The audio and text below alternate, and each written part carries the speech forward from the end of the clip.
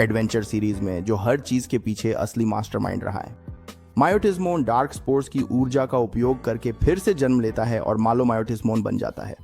दुनिया भर के डिजिडेस्टिंड की मदद से जो अपने अपने अंदर मौजूद प्रकाश और डिजिटल वर्ल्ड को फिर से शांतिपूर्ण बनाने की उनकी इच्छाओं का उपयोग करते हैं, डिजिडेस्टिंड मायोटिज़मोन को हराने में सफल हो जाते हैं। युकियो, जो अब डिजिटल वर्ल्ड में प्रवेश करने के लिए बहुत कमजोर हो चुका है, उसकी मृत्यु के साथ ही उसका संरक्षक बन जाता है। आखिरकार डिजिटल वर्ल्ड में शांति लौट आती है और डिजिटल वर्ल्ड और असली दुनिया के बीच की सीमा टूट जाती है, जिससे अंत में हर इंसान को अपना खुद का डिजिमोन साथी मिल जाता है और कहानी यहीं समाप्त होती है। मूल सीरीज के विपरीत इस बार पात्रों के पास अपनी इच्छा से डिजिटल वर्ल्ड और असली दुनिया के बीच यात्रा करने की क्षमता थी, जिससे दांव उतने बड़े महसूस नहीं होते थे जितने कि ओरिजिनल डिजिमोन में थे, क्योंकि पहली कास्ट चाहे अच्छा हो या बुरा मूल रूप से डिजिटल वर्ल्ड में फंसी हुई थी।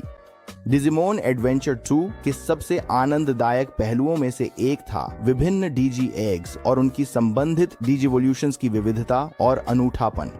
हर डीजी एग ने एक अलग डिजिमोन रूप को जन्म दिया, जिसमें अद्भुत डिजाइन और क्षमताएं दिखाई देती थीं, जो दर्शकों को हमेशा मोहित कर देती थीं। आग उगलने वाले फ्लेमड्रामोन और फुर्तीले हालसेमोन से लेकर शक्तिशाली शुरीमोन और आकर्षक नेफर्टिमोन तक डीजी एग्स के माध्यम से पेश की गई डिजिवोल्यूशंस की विविधता हमेशा उत्साह और प्रत्याशा का एक स्थायी स्रोत थे। इन डिजिवोल्यूशनों को और भी रोमांचक बनाने वाली बात यह थी कि ये डिजिडेस्टिंड के व्यक्तित्व और विशेषताओं के साथ पूरी तरह मेल खाते थे, जैसे डेविस का साहस का डीजेग या कोडी का ज्ञान का डीजेग।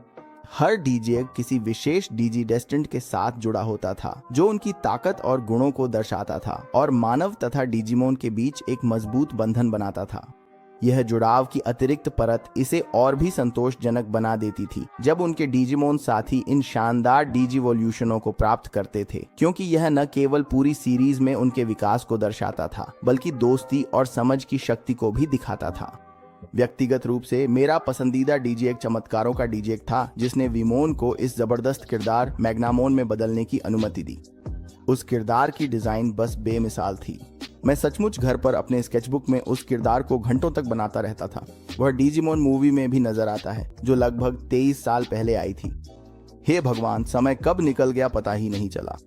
ये मूवी डीजेक्स के बारे में और भी विस्तार से बताती है और पहले डिजिडेस्टिंड की कास्ट को इस सीरीज की नई कास्ट से जोड़ती है, लेकिन ये अपने आप में टाइमलाइन का एक पूरा झंझट है, क्योंकि अमेरिकी वर्जन असल में 3 अलग अलग जापानी डिजिमोन शॉर्ट फिल्मों को जोड़कर बनाया गया है और यह वीडियो उसी के बारे में नहीं है। माफ कीजिए। अगर ये वीडियो अच्छा चलता है तो शायद मैं उस पर भी एक वीडियो बनाऊंगा। अगर आप लोग वो देखना चाहते हैं तो कमेंट्स में जरूर बताएं। खैर, कुल मिलाकर ये पसंदीदा डिजिमोन सीरीज है डिजिमोन फ्रंटियर के बाद। और मुझे अपने दादाजी का भी शुक्रिया अदा करना है, जिन्होंने मेरे लिए पुराने समय में टॉयज आर यूज से ढेर सारे डीजे खिलौने खरीदे थे। उनके डिजाइन कमाल के थे। इस शो को आखिरकार डिजिमोन एडवेंचर ट्राई के रूप में एक अगला भाग मिला, लेकिन इसमें नई टीम हार जाती है और सीरीज का फोकस फिर से ओरिजिनल सीरीज के पुराने डिजिमोन ट्रेनर्स पर आ जाता है। डिजिमोन एडवेंचर 02 अंततः अधिकांश प्रशंसकों के लिए सबसे बेहतरीन डिजिमोन सीजनों में से एक रहेगा, सिर्फ इसलिए क्योंकि यह सीरीज की दूसरी कड़ी थी और इसने उस नॉस्टैल्जिया का फायदा उठाया जो हम सभी को इस सीरीज को याद करते हुए महसूस होता है। ये वही चीज है जो डिजिमोन फ्रेंचाइजी की बाद की कड़ियां नहीं कर पाई, क्योंकि ज्यादातर प्रशंसक धीरे धीरे शो से बाहर हो गए। किसी भी तरह से ये निश्चित रूप से 90 के दशक के बच्चों की नॉस्टैल्जिया का एक हिस्सा है, जिसे अगर आपने अब तक नहीं देखा है तो जरूर देखना चाहिए। ना भूलें कि लाइक करें, सब्सक्राइब करें और बेल आइकन दबाएं ताकि आप कभी भी कोई नया वीडियो मिस ना करें। और अगली बार तक अलविदा।